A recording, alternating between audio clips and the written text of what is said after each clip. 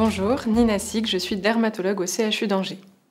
Dans le cadre de la Semaine mondiale du bon usage des antibiotiques, nous allons présenter une mise au point sur la distinction clinique entre érésipèle et dermite de Stase, afin de limiter la surprescription d'antibiotiques. Si l'on fait le point sur l'état des lieux dans la littérature, un tiers des diagnostics d'érésipèle sont des erreurs diagnostiques. Cela entraîne une surprescription d'antibiotiques à risque de résistance et d'hospitalisation parfois évitable.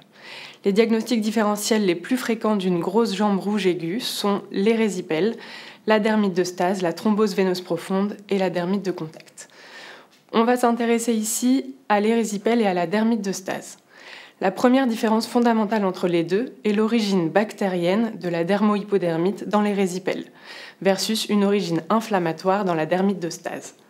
Le terrain favorisant d'insuffisance véno-lymphatique est commun aux deux pathologies, de même que l'aspect clinique avec un placard érythémateux bien limité, œdémacié, chaud et douloureux. Il va donc falloir se fier à d'autres signes pour faire la différence.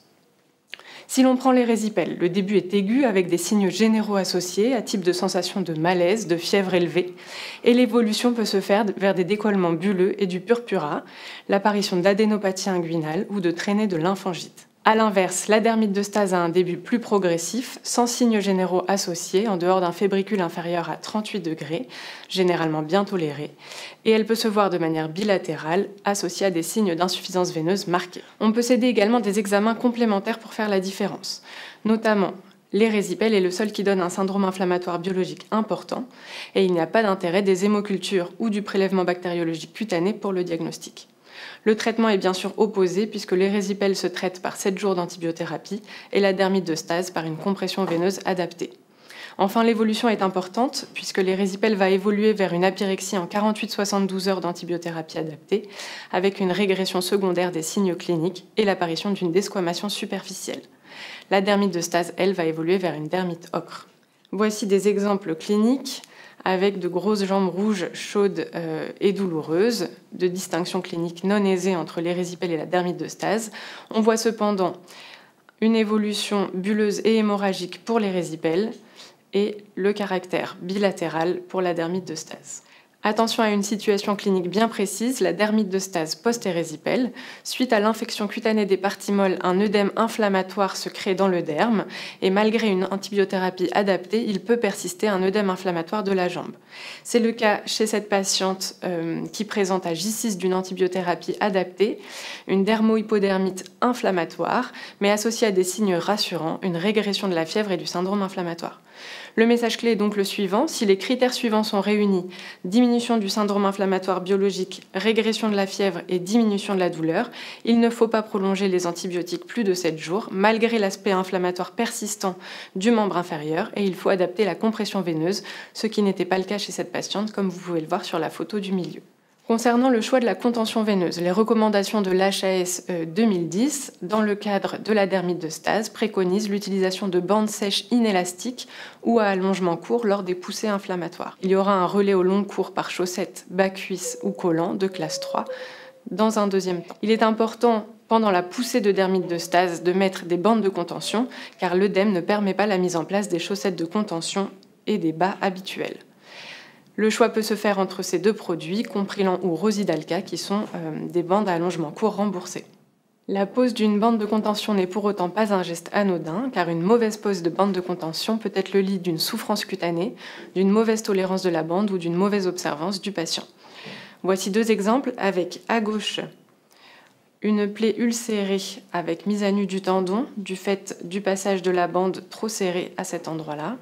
Et à droite, un œdème majeur du dos du pied suite à un effet garrot d'une bande posée au milieu du pied au lieu de la racine des orteils. Je vais donc maintenant passer la parole à Denis Béduneau pour les règles de bonne pose d'une contention veineuse non élastique.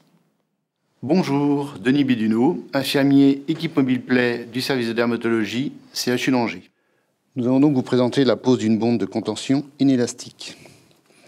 Nous protégeons la jambe de la patiente avec un pansement tubulaire qui protège la peau de la patiente du bandage et en même temps qui est utilisé pour maintenir les pansements secondaires. On est dans le cas d'une problématique d'érésipèle, donc souvent on utilise des pansements qui sont non adhésifs. Je positionne ma bande à la racine des orteils de la patiente et je fais un premier tour je fais un deuxième tour d'ancrage. Je remonte le long de la voûte plantaire pour bien absorber la base du talon. Puis, je vais aller chercher le talon de la patiente en lui maintenant le pied à 90 degrés pour limiter les phénomènes de pli au niveau de la bande. Je repasse sur la métatarse et je vais chercher le talon d'Achille. Je termine la prise du talon et je commence à monter le bandage en recouvrant les bandes de 50% tout le long du membre de la patiente.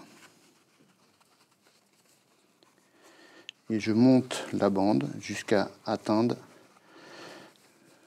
2 cm sous le genou, l'équivalent de 2 doigts.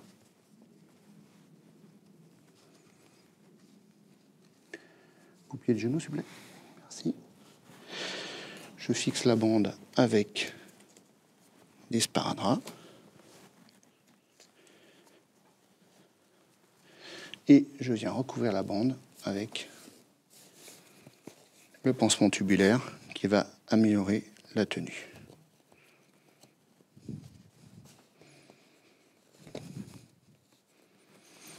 Et voilà. Pour conclure, l'érésipèle est souvent surdiagnostiqué avec un risque de surprescription antibiotique et ainsi de résistance.